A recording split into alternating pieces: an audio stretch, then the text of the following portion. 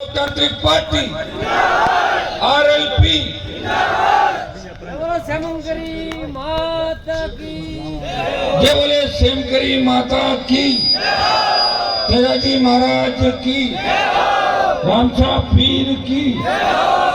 उपस्थित भोपालगढ़ के विधायक पुखराज गर्ग साहब, मेड़ता की विधायक बहन इंदिरा बावरी जी, अंतर्राष्ट्रीय बॉडी बिल्डर प्रिया सिंह मेघवाल, भाई बाबूलाल जी सरपंच साहब, सम्मानित मंच, उपस्थित मौजूद बुजुर्गों, नौजवान साथियों, मेरे छोटे भाइयों, सबसे पहले तो भीनमाल के अंदर तो आपने जोशीला ऐतिहासिक स्वागत किया, सर्व समाज का हृदय से आभार प्रकट करता हूं। बहुत बहुत आपको धन्यवाद। और मैं आपको विश्वास दिलाता हूं, जिस सत्ता संकल्प के साथ मैं राजस्थान के अंदर निकला हूं, उसकी शुरुआत सालासर बालाजी का आशीर्वाद लेके सालासर बालाजी की धरती से की। और 2 तारीख से मैं जोधपुर और बाड़मेर, जालोर के अंदर आपके यहाँ पे हूँ। 2, 3, 4, 5, 6 5वां दिन है आज यहाँ पे।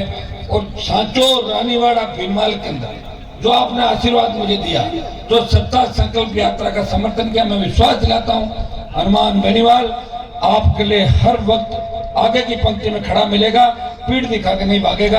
यहाँ के किसान और सर्व समाज को साथ लेके वो नए राजस्थान के निर्माण की बात करेगा। भाई बहुत बड़ा दुर्भाग्य राजस्थान के अंदर कि आजादी के 75 साल बाद भी नरेगा में मजदूरी करके हम हमारे बच्चों को पढ़ा रहे हैं। अगर इस राजस्थान की चिंता पहले के नेताओं ने की होती, अगर इस राजस्थान की चिंता उन किसान नेताओं ने की होगी, तो लगातार अपने परिवार को आगे बढ़ाने और मंत्री बनने की दौड़ में ही जीवन उन्होंने निकाल दिया। नहीं तो खुद मुख्यमंत्री बने, न बढ़ने दिया, न इस इलाके का विकास किया। 70 साल पहले जालोर भीनमाल की धरती पे सिंचाई का पानी आ जाता तो यहाँ के बेटे बेटियां भी जर्मनी, इंग्लैंड, अमेरिका के अंदर पढ़ते, यहाँ उद्योग लगते, रोजगार मिलता।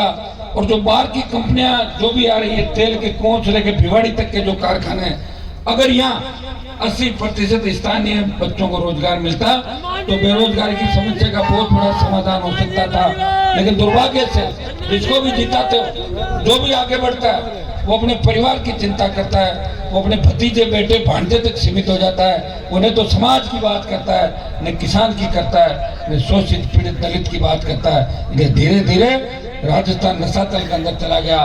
ये जालोर, सांचोर वो इलाके हैं, ये मारवाड़ वो इलाका है जहाँ की संस्कृति की एक अनूठी मिसाल इस देश के अंदर कायम की जाती थी। भाइयों, आज भी हमारे मारवाड़ियों ने चाहे गुजरात, महाराष्ट्र या साउथ नॉर्थ ईस्ट के अंदर देखें, अपने दमखम पे अपनी मेहनत से लोगों को भी रोजगार दिया, देश की आर्थिक व्यवस्था को आगे बढ़ाने का प्रयास किया, कोशिश की। मैं जब मद्रास जाता हूँ, मैं सूरत जाता हूँ, बेंगलोर जाता हूँ, तब सारी जातियां वहां मिलके मेरा स्वागत करती है। लेकिन जैसे मैं राजस्थान वापस आता हूँ तो कितना जातीय जेर राजस्थान के अंदर, आप बताओ।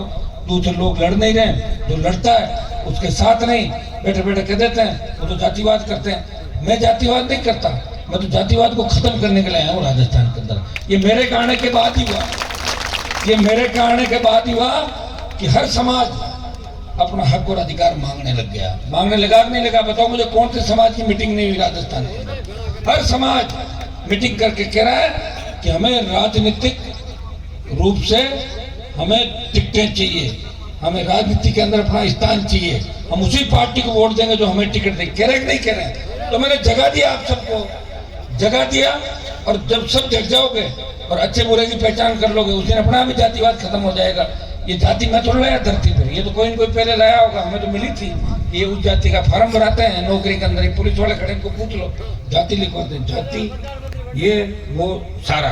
तो भाइयों, इतना ही विश्वास मैं आपको दिला सकता हूँ कि किसान कर्ज माफी, फ्री बिजली, टोल मुक्त राजस्थान, सशक्त लोकायुक्त, रोजगार, खेत के सिंचाई का पानी और 80% स्थानीय लोगों को रोजगार मिले इकाइयों के अंदर, इसको लेके सत्ता संकल्प व्यवस्था परिवर्तन।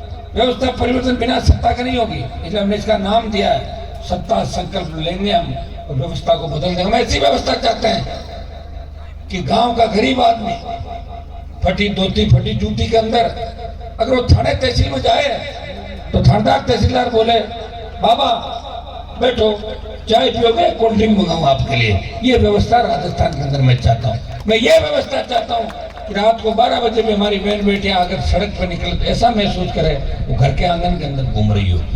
पुलिस से आम आदमी नहीं डरे, गुंडे बदमाश पुलिस से डरे और आम आदमी पुलिस को अपना दोस्त समझे। ऐसी व्यवस्था हनुमान बेनीवाल राजस्थान के अंदर चाहता है। भाइयों, किस बात का टोल दे रहे हो आप बताओ? डीजल पेट्रोल 100 रुपए।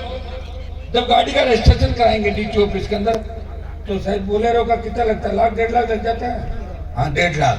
स्कॉर्पियो का ज्यादा लगता होगा, फॉर्च्यूनर का और ज्यादा लगता होगा। और फिर भी टोल बीनमाल से कोई ट्रक लेके चलेगा और चारों महानगरों में घूम के जब वापिस बीनमाल आएगा तो 30,000 का टोल देना पड़ेगा। कितना? 30,000 का टोल। वो किसके लिए ले रहे हो? किससे ले रहे हो भाई? जनता का टैक्स।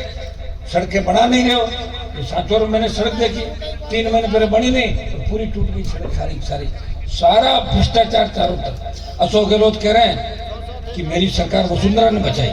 इससे बड़ा मिलाजुली का क्या खेल होगा राजस्थान में? बताओ मुझे। ये मिलाजुली का खेल है। आजकल लोगों को क्या हो गया कि खुद अपने गिरबान में झांक के नहीं देखते। हर कोई मुझे चुनौती दे देता है। अरे मैंने कहा तुम्हारी औकात ही नहीं है कि मुझे चुनौती दे रहा है। जो अपनी कॉन्स्टिट्यूंसी में घूम रहा है तो मुझे क्या चुनौती दे रहा है? फर्स्ट बार कोई एमएलए बन गए किसी का आशीर्वाद से और अगर मैं हनुमान जी को चुनौती देता हूँ, सोचा ऐसा बयान देने से पॉपुलर हो जाएंगे। मुझे चुनौती मत दो, अपने इलाके को संभालो। कि इलाके में 3rd नंबर रह गए ना तो 15 बीमारी एक साथ हो जाएगी।